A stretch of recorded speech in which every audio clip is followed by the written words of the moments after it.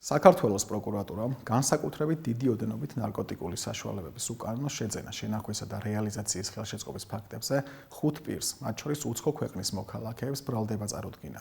შინაგან საქმეთა სამინისტროს მიერ ჩატარებული გამოძიებით დადგინდა, რომ ბრალდებულებმა უკანონოდ შეიძინეს და ინახავდნენ დიდი და განსაკუთრებით დიდი ოდენობით ნარკოტიკულ საშუალება კოკაინს, ალფა-პვპ-ს, MDMA-ს, გამომშრალ მარიხუანას, ფსილიცინის შემცველ სოკოს, ფუპ-AMB-სა და ბუპრენორფინს.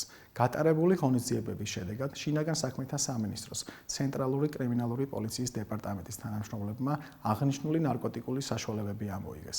ორმა ბრალდებულმა ნარკოტიკული საშუალებების უკანონო რეალიზაციის ხელშეწყობის მიზნით სხვადასხვა ლოკაციაზე განათავსეს ნარკოტიკული ნივთიერებები, რაც საგამოძიებო ექსპერიმენტის ფარგლებში სამართალდამცავებმა ამოიღეს.